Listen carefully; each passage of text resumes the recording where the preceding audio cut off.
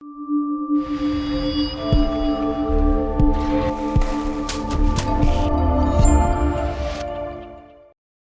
good afternoon, and welcome to the Middle East Forum's weekly podcast series. My name is Ahnaf Kalam, and I will be moderating today's discussion. Now, Hamas's deadly October 7th attack on Israel marked a significant turning point in the region's ongoing, decades-long conflict. The scale, the coordination, and the sheer brutality of the assault shocked the world, raising urgent questions about Israel's security, Hamas's strategy, and the broader geopolitical landscape. How did Hamas orchestrate such a devastating attack? And what does this war mean for the future of Israel and the broader Middle East? Joining us to discuss his latest book, The October 7th War, Israel's Battle for Security in Gaza, is Seth Frantzman, who is an adjunct fellow at the Foundation for Defense of Democracies and a senior correspondent at the Jerusalem Post. The October 7th War is based on his 15 years of covering wars in Gaza, Israel's defensive technology, and the rise of Iranian-backed terror in the Middle East. Mr. Frantzman will speak for 15 minutes, followed by 15 minutes of Q&A from the audience. And if you'd like to ask a question, you can feel free to use the Q&A box located at the bottom of your screen to type your question. And with that, I will turn the discussion over to Mr. Seth Frantzman. Welcome. Yeah, well, thank you so much for having me, and I appreciate your time. It's definitely, I think, a good time to have a discussion about the October 7th war, not only because we are once again at a kind of crux moment in terms of the current ceasefire arrangement, in which there's been a first phase of a ceasefire that began in January, and then it's unclear if it will make it to the second phase or if Israel will return to fighting in Gaza, or if, what will happen with Hamas. I mean, because at the moment, Hamas continues to control Gaza.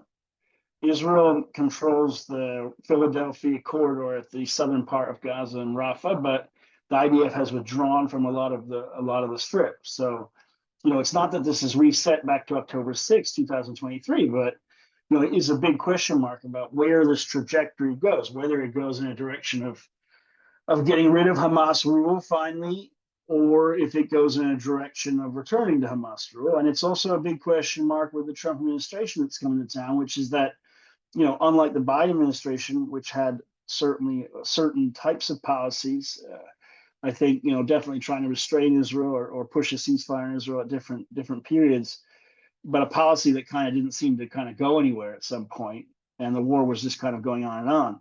The Trump administration has come into office and really, tried to do what the Trump administration generally tries to do, which is to shake things up and change things, so that they helped to get the ceasefire deal, and they've told Israel, you can kind of do whatever you want in Gaza, but they've also come up with this plan about resettling people. So it's a very interesting time to discuss this. Now, just to go back in terms of my own background, this book, as you can see, I think they put a picture of it probably in the preview of this. The book is my third book. The first book I wrote was a book called After ISIS, and it was based on my experience during the war on ISIS, which was, if you probably recall, back in 2014, the Islamic State group had invaded Iraq and it had taken over an area of Sinjar, a city called Mosul, and it had committed a whole series of massacres and a genocide targeting minorities such as Yazidis, massacring Shiites, Shiite cadets, and then attacking the Kurdish region. So I covered that conflict from Iraq.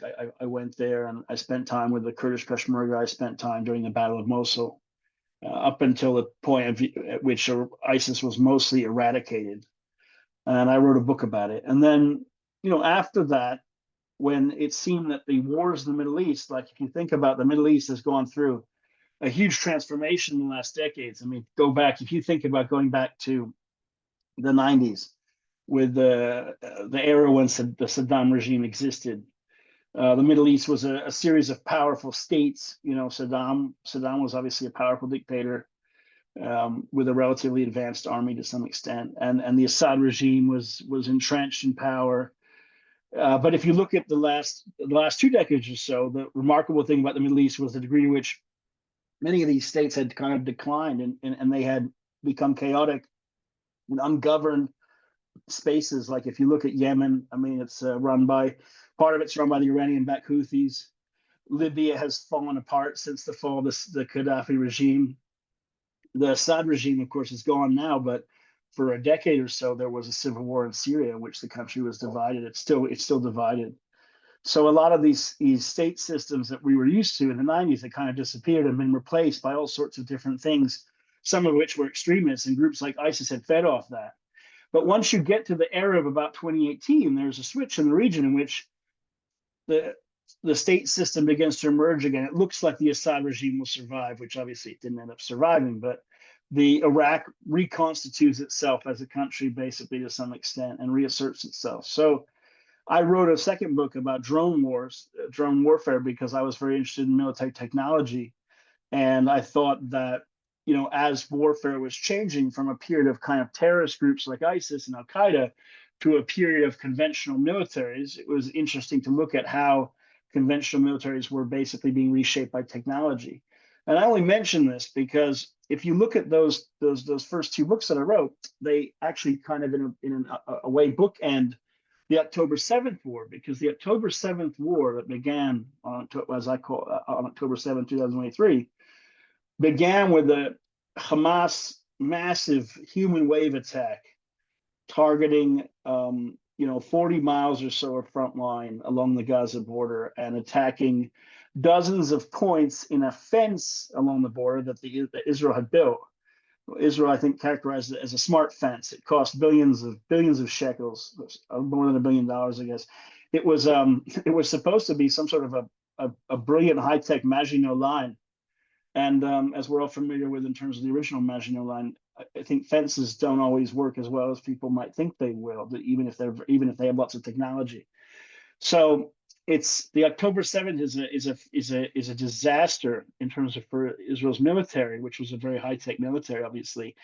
And it's a disaster that came about in part because of the way in which sometimes the focus on technology and then the ISIS-like focus that Hamas had in terms of its willingness to throw thousands of men at a fence line, hoping that some of them would get through, came right together and at the worst possible moment, in the sense that on October 7th, 2023, there were around 700 IDF soldiers on the border with combat soldiers, and they were facing thousands of Hamas members and other terrorists.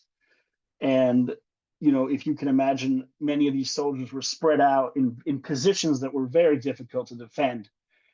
Bases that have high concrete walls around them, but not a lot of shooting positions. And in many cases, infamously at some of the bases like Nahal Oz, there were something like 160 soldiers, but many of them were not armed. They were some of them were female IDF observers whose job is to sit and watch using surveillance equipment to see what's happening on the other side.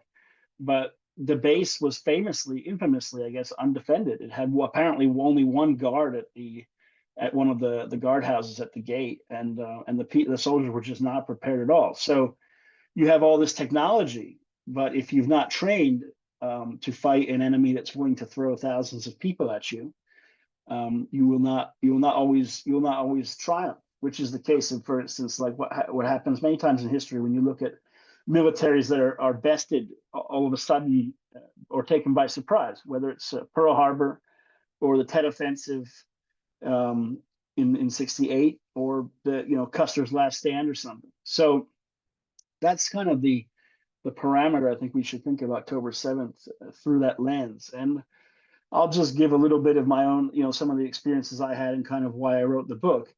The book is divided into three sections, and some people might say, well, how could you write a book about October 7th so soon after the war? I think I started writing it, within, I don't know, a month or so of the attack. So, and you could say, well, how can you know enough about it, or how can you fairly explain it? Because this war could go on for years. And I agree with that. I think that I wanted to write a book similar to if you wrote about the Pearl Harbor attack, or the 9/11 attack.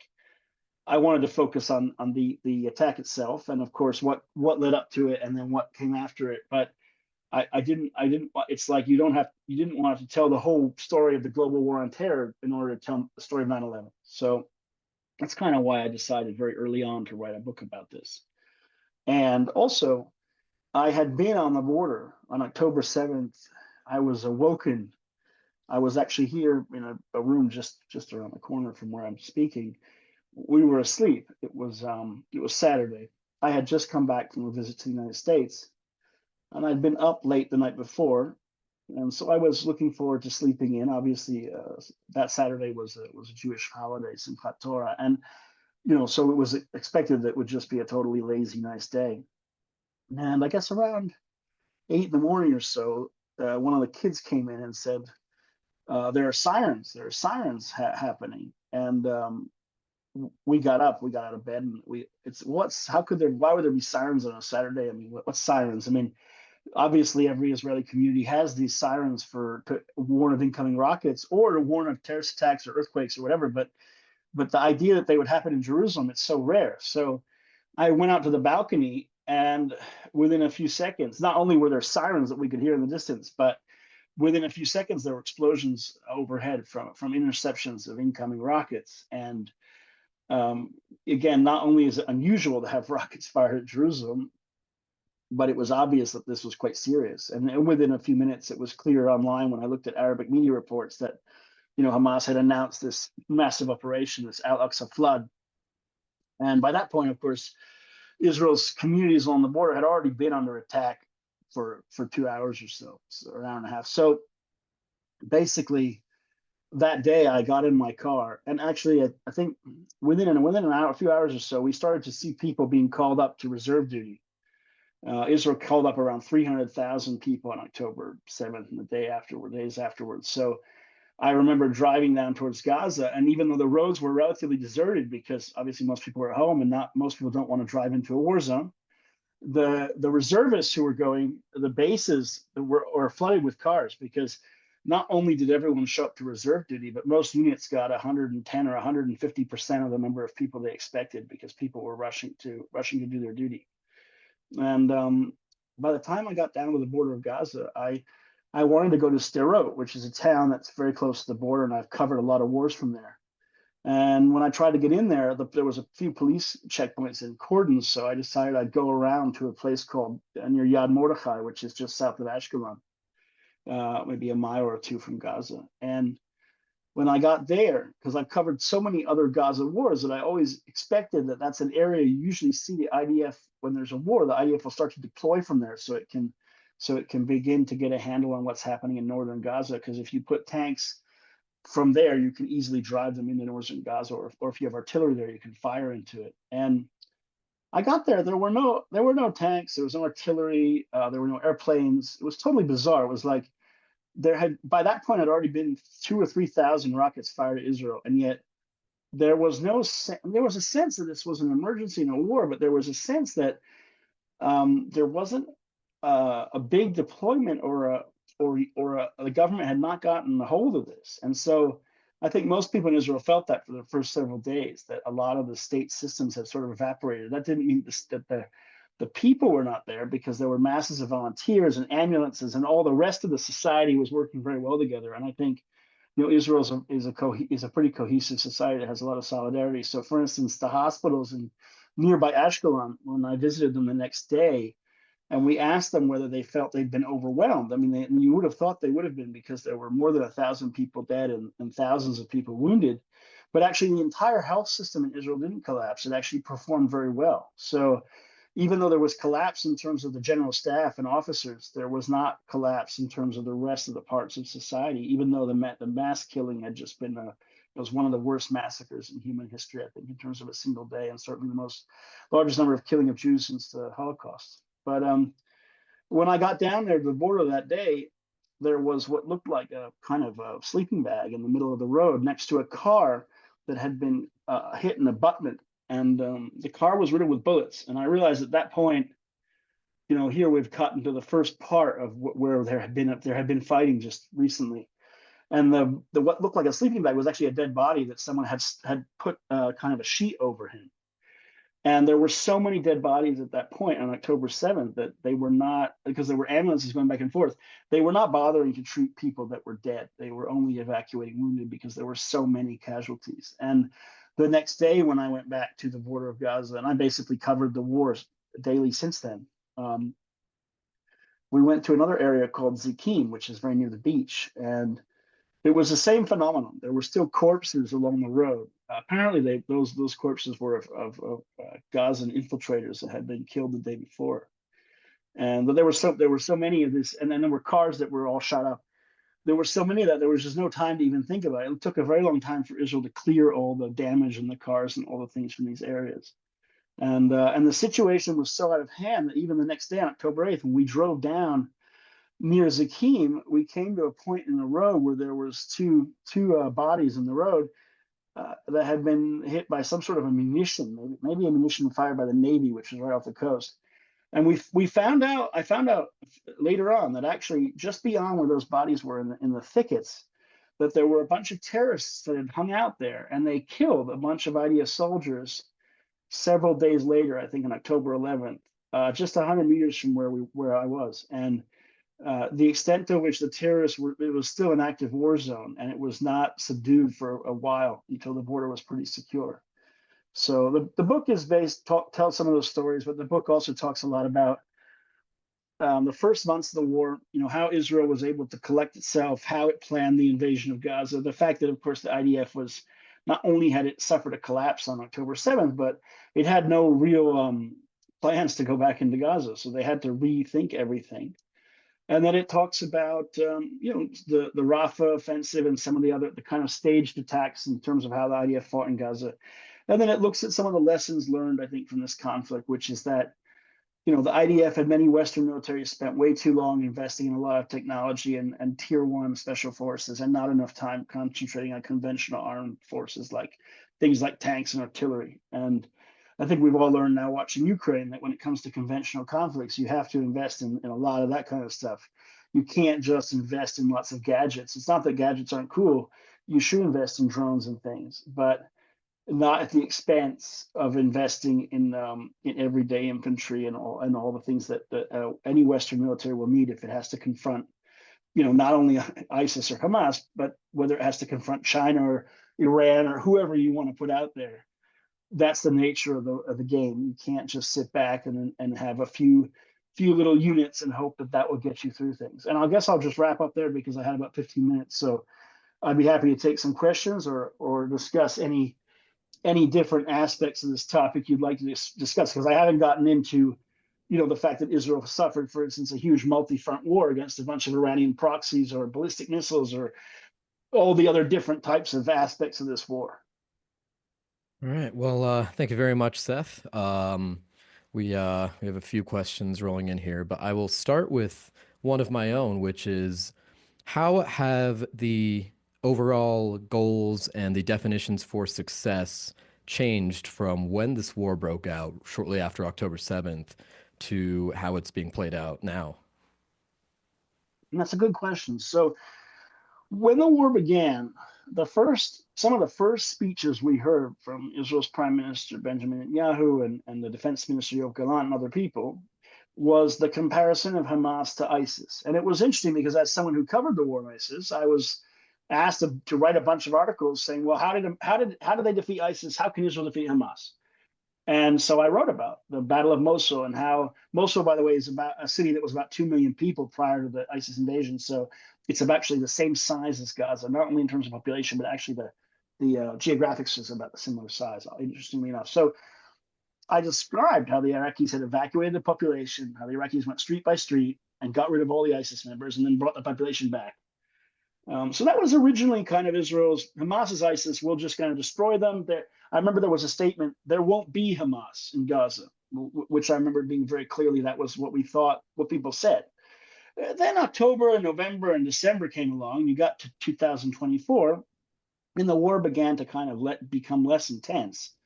And then the goals became defeating Hamas military and governance capabilities, which those are big words in terms of what they don't mean, which is military capabilities. Well, Hamas is a terrorist group, so it shouldn't have military capabilities. But Hamas had become an army, right? 30,000 men, 24 battalions, the IDF said. So it was a question of defeating battalions. Well, you can defeat battalions all day long, but it's like fighting the Viet Cong or whatever. I mean, that's one of the challenges fighting insurgent groups or whatever is you defeat lots of things, but you never win. And I think Israel's struggling with that. Governance capabilities. I mean, what is it? What is Hamas governance? I mean, it's a terrorist group that took over an area illegally and then governs it. Well, somehow in collaboration with NGOs and UN and other groups. Well, how do you defeat that? I mean, you get rid of them physically, or do you just what do you? I don't know. I think it's that is a really unclear question of how Israel defines that. And then we've gotten to Israel has added goals, of course. Israel, of course, wants to get all the hostages back. That should be sine qua non obvious, I think, but that's a goal. And then we've heard goals today like, well, Israel wants to do the Trump plan and resettle people. Well, okay, but then how do you do it? And Israel has added the goal of defeating, I think, increasing the fight in the West Bank to secure areas in the West Bank against terrorists because there's been terrorism there. And then the goal of securing the north against Hezbollah, because Israel launched Hezbollah launched attacks on Israel for a year. Then Israel responded for about 2 months, and you could say defeated them, I think, to some extent. So again, there's a mission creep in the war, and I think there's a big lack of clarity in terms of how do you get to that end zone, and that's where we are, I think. All right. Well, thank you. Now, I'll move on to a question here from Carrie Hillebrand, who asks, in light of the manpower shortage in the IDF and the public anger, will the government be able to continue the wholesale exemptions of the Haredim? I think it's unfortunate there are exemptions. I think the war has brought into contrast the fact that it's kind of odd to have a whole section of society that doesn't serve and is privileged. However, that being said, because it just seems unfair in a sense, and I think Israelis will want them to serve, but I do think in terms of the manpower, I do think there may be a slight shortage, but I think the war has actually shown that Israel shouldered the burden. People went to their units. Volunteerism was extremely high in the beginning. Obviously, after a year, people that were called up for like 8 months, and they started to stop. They started to chafe and not want to come. So you're always going to have that attrition, I think. But I think Israel has shown that it was able to fight a multi-front war pretty successfully. Israel has never fought a war like this in its history of such an intensity in such a long period. Usually, Israel was fighting these short wars, like back in like 1967. I mean, so I think Israel can do it. Look, Israel is a country that is, what's the word? It's a young country. Demographics are very, very big in Israel. I mean, lots of family, big families. So Israel doesn't really suffer, I don't actually think, a manpower shortage. I think it would if it had to do this for years, because people will stop coming to their units. And of course, there's just a fairness aspect. You can't have a society in which certain groups are just totally exempted. I don't think any Western society would. I don't think any society would accept that. So, especially when it's hundreds of thousands of people, right? If it's like some tiny group, like Amish people, I think fine, but it's a tiny little group. No, not when it's like a huge swath. So I think that's the big question Israel faces because the Haredim have a high birth rate. Well, thank you. Zachary Naret would like to ask, was the Gaza envelope so undefended on October 7th because most of the IDF was deployed in Judea and Samaria and slow to move out to the front? So I think if you look what the investigations will show, and I think what the book probably shows, and what my own personal knowledge is that the Gaza border was oddly undefended for years, in a sense that it was not treated like a war border. It was treated almost like it was peaceful because, unfortunately, Israel was lured into lulled into a false sense of a feeling that Hamas, underestimating Hamas, and that Israel was told, by Doha, it's okay. Hamas is deterred. Just give them money. Yeah, okay, it's 30,000 fighters, but don't worry about it. And look, the commanders were extremely arrogant. They thought remote-controlled weapon systems and all sorts of cool technology, could stop a human wave attack. Well, they never even imagined a human wave attack would happen. So it was undefended on purpose in the sense that there were no reserve units nearby, no quick reaction force. There was like a dozen or 2 dozen tanks. It's like really nothing. There was no artillery, and there was just nothing. There were no helicopters. I mean, the helicopters were up north. So I think it was more purposeful than the idea that, well, no, Israel deployed tanks to the West Bank? No, that's not why. There weren't tanks in the Gaza border because they didn't put tanks, because they didn't want to put, no, there were tanks. There weren't enough because Israel just didn't deploy enough. It's not because they were in the West Bank. What was in the West Bank was lots of infantry, because the West Bank is a very hard place to, in a sense, to secure, because you've got a lot of Jewish communities interspersed with Arab communities, and the way Israel polices that is by, yeah, putting lots of soldiers in different areas. But I don't think it's fair to say it's an either or, in the sense that, well, there were 800 soldiers here, and that's why they weren't here. It's just that the IDF decided to have basically no soldiers on the border, or combat soldiers. And by the way, the North was the same. The IDF, half the people the IDF called up on October 7th went north, because the IDF assumed Hezbollah would jump in. And there were very few soldiers to defend that border either. It's just because Israel basically generally just doesn't have a massive standing conventional army sitting on borders, smoking cigarettes and waiting for things to happen. Thank you. Now, in the footage from the October 7th attacks, it seems like the overwhelming majority of those involved in the atrocities were dressed in civilian clothes with virtually no way to identify them as Hamas combatants.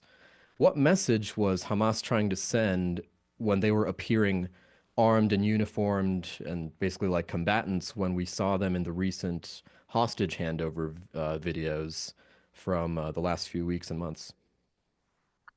Well, Hamas likes to play both sides, and they're very, very smart, and they have very good advisors, which they are basically say, okay, we'll pretend to be a military organization when it suits us, and there aren't going to be drones bombing us. And the second that we're at war, we chuck all the uniforms out and dress up in sweaters and hide our weapons in the closet and pretend that we're just a bunch of random guys, to avoid being killed. Because of course, then when they get killed, they just pretend they're civilians. They're the worst types of people, but they have thought this through a lot. I would say, though, on October 7th, the Hamas Nukba teams, they call them Nukba, I'm not a big fan of it, but whatever, the elite Hamas units that attacked, the way Hamas did it was they assigned like 30 to 50 fighters to each break in the fence they were trying to get through. And you can imagine 30 times, 30 points in the fence. So you're talking about, I don't know, hundreds of guys, whatever. These teams attacked each point, and they did generally, by the way, dress up in they had tactical vests, and they looked like soldiers. Some of them even tried to disguise themselves in IDF type uniforms, because then they assumed they'd be easy to get. People would mistake them. So I think that actually Hamas tried to pretend October 7th was a real war, and they wanted to appear heroic in their sense of attacking this border. Look, and in a sense, they did run at the border in pickup trucks and ran at it basically in a sense. They didn't have any defenses. It was like a First World War type of a human wave attack. So they could have all been shot down if the Israelis had a bunch of guys in trenches. But so I think it was only the second wave of guys, or the third wave, that all showed up in civilian uniforms carrying weapons and things. Also, the other terrorist groups that came from Gaza that don't necessarily have the same discipline. I mean, the Hamas discipline is not a good thing. It makes them worse. But the handovers of the hostages, yeah, they try to show off as if, no, we're a legitimate terrorist military organization. We all dress in uniforms. We have standard issue rifles. I mean, they want to pretend that that's what they are, but they don't actually want to have a stand-up fight when it comes down to it, because they're a murderous, genocidal terrorist group as well. All right. Well, thank you very much. I see that we're coming to the end here, but if you've got the time for it, I'd love to just finish on one more Sure. to Yeah, wrap it yeah. all up here. Adam Pector asks, Seth, what do you think happens in Gaza from here? Well, I mean, that's a good question. I think it's up to Israel. Israel has to decide whether or not it wants to go back into Gaza and get rid of Hamas and finish it and replace it with something. Because if you leave a vacuum in Gaza, Hamas will just fill the vacuum. So that's, I think, up to Israel. And the Trump has said Israel can do whatever it wants. So it's really up to Israel now. There's no Biden administration saying no, no, no. So again, I'm not convinced that Israel necessarily, wants to replace Hamas completely. I think that they would like to beat it down and degrade and destroy pieces of it. I'm not 100% sure where that ends, and I guess we'll see in a few years. I don't think this is an easy conflict that will end soon. Um, so unfortunately, so maybe I can write another book about it. Sadly. All right. Well, thank you very much. We appreciate you coming on and sharing your insights here. Your recent book, The October 7 War, The Battle for Security in Gaza, is that right? Israel's Battle for Yes. Security in Gaza. That is your most recent book. I will put it in the link of the YouTube description below for those watching on YouTube. And is there anywhere else where you can direct our audience if they'd like to follow more of your work? Sure, they can go to Foundation for Defense of Democracies or the Jerusalem Post to see some of the stuff I write, or they can follow me on X, which is probably the best way because that's kind of where I post everything and I like to write. So, but I'm also on Telegram or Facebook, Instagram. I also like to cook. They can follow what I cook on Instagram. Alrighty. Well, thank you again, Seth. Now, for our viewers and listeners, please be on the lookout on Wednesday for our Israel Insider podcast with Ashley Perry at 3 p.m. Eastern Time. And we would also like to take this time to invite you to the Middle East Forum's annual policy conference taking place in Washington, D.C. the week of May 19th. You can register and you can find more details on our website at www.meforum.org/policyconference 2025, all one word. We hope to see you there. And as always, we thank you again for joining us, and I hope you have a wonderful day. Thanks.